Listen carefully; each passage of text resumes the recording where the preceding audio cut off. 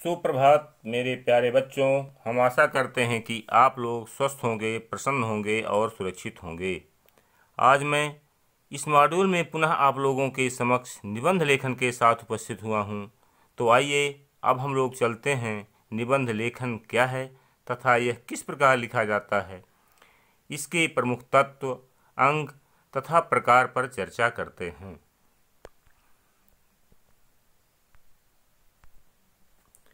गद्य की विधाओं में निबंध रचना एक मुख्य विधा है, इसलिए निबंध लेखन को भाषा शिक्षण का एक अनिवार्य अंग माना गया है।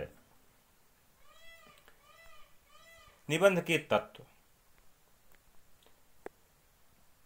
पहला है विषय प्रतिपादन।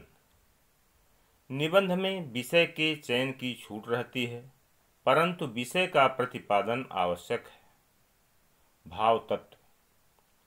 भाव तत्व होने पर ही कोई रचना निबंध की श्रेणी में आती है, अन्यथा वह मात्र लेख बनकर ही रह जाती है। भाषा शैली। निबंध की शैली के अनुरूप ही उसमें भाषा का प्रयोग होता है। निबंध एक शैली में भी लिखा जा सकता है तथा उसमें अनेक शैलियों का मिश्रण भी हो सकता है। स्वच्छंदता। निबंध में लेखक की स्वच्छंद वृत्ति दिखाई देनी चाहिए, परंतु मौलिकता भी बनी रहनी चाहिए। व्यक्तित्व की अभिव्यक्ति। निबंध में लेखक के व्यक्तित्व की झलक आवश्यक है। संक्षिप्तता। निबंध में संक्षिप्तता उसका अनिवार्य गुण है। तो आइए हम लोग आगे चलते हैं निबंध के अंग। निबंध के 3 अंग होते हैं: भूमिका, विस्तार और उपसंहार। तो चलिए हम लोग एक एक को विस्तार से जानते हैं। भूमिका। इसे प्रस्तावना भी कहते हैं। भूमिका में विषय का परिचय दिया जाता है तथा पाठक को आकर्षित करने के लिए रोचक ढंग से बात कही जाती है। विस्तार। भूमिका के पश्चात निबंध का विस्तार आरंभ होता है। यह निबंध का मुख्य अंग है। इसमें निबंध से संबंधित विभिन्न बिंदुओं को एक एक करके क्रमबद्ध ढंग से अनुच्छेद में बांटकर प्रस्तुत किया जाता है। इसके लिए विचार की क्रमबद्धता आवश्यक है। उपसंहार। यह निबंध का अभिन्न अंग है। इसमें निबंध में कही गई बातों को सारांश रूप में प्रस्तुत किया जाता है।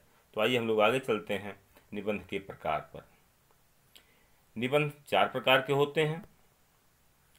पहला है वर्णनात्मक, दूसरा विवरणात्मक, तीसरा विचारात्मक, चौथा भावात्मक। तो आगे चलते हैं, एक एक को जानते हैं। पहला है वर्णनात्मक। वर्णनात्मक निबंध में स्थान, वस्तु, दृश्य आदि का क्रमबद्ध वर्णन किया जाता है। त्योहारों, दिवाली, रक्षाबंधन, होली तथा वर्षा ऋतु आदि पर लिखे निबंध इसी कोटि में आते हैं। दूसरा है विवरणात्मक।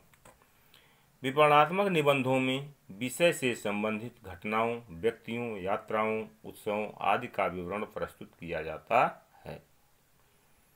रेल यात्रा, विद्यालय का वार्षिक उत्सव आदि निबंध इसी श्रेणी के अंतर्गत आते हैं। तीसरा हमारा है विचारात्मक। जिन निबंधों में किसी समस्या, विचार, मनोभाव आदि को विश्लेषणात्मक व व्याख्यात्मक शैली में प्रस्तुत किया जाता है, वे विचारात्मक निबंध कहलाते हैं। इसके अंतर्गत नशाखोरी, विज्ञान से लाभ हानि आदि आते हैं। चौथा हमारा भावात्मक। जिन निबंधों में भाव तत्व प्रधान होता है, वे भावात्मक निबंध कहलाते हैं। इसके अंतर्गत परोपकार, साहस, पर उपदेश, कुशल बहुतेरे आदि निबंध इसी श्रेणी में आते हैं। तो आगे चलते हैं, निबंध लेखन करते समय ध्यान रखने योग्य बातें क्या कौन सी हैं। पहला है प्रश्न पत्र में दिए गए शब्दों की सीमा पर ध्यान रखें। दूसरा, भाषा की शुद्धता का ध्यान रखें तथा विराम चिन्हों का यथास्थान प्रयोग करें। तीसरा, निबंध लेखन में मौलिकता अवश्य होनी चाहिए। चौथा, निबंध के विषय के अनावश्यक विस्तार से बचें।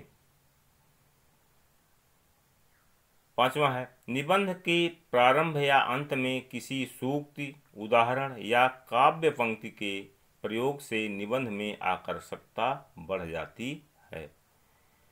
अगला हमारा है, विचारों की क्रमबद्धता का ध्यान रखें। तो आइए हम लोग चलते हैं कुछ प्रश्न अभ्यास पर। दिए गए संकेत बिंदुओं के आधार पर किसी एक विषय पर 200 से 250 शब्दों में निबंध लेखन कीजिए। पहला है कंप्यूटर का युग। इसके लिए संकेत बिंदु हैं भूमिका, महत्वपूर्ण उपकरण, कंप्यूटर कल्पवृक्ष की भांति, विभिन्न क्षेत्रों में प्रयोग और उपसंहार। दूसरा हमारा है प्रदूषण, कारण और निवारण के संकेत बिंदु हैं भूमिका, प्रदूषण का अर्थ, प्रदूषण के प्रकार, प्रदूषण का कारण, प्रदूषण के परिणाम, प्रदूषण दूर करने के उपाय और उपसंहार। तो बच्चों, बस इस मॉड्यूल में इतना सा ही। आगे धन्यवाद।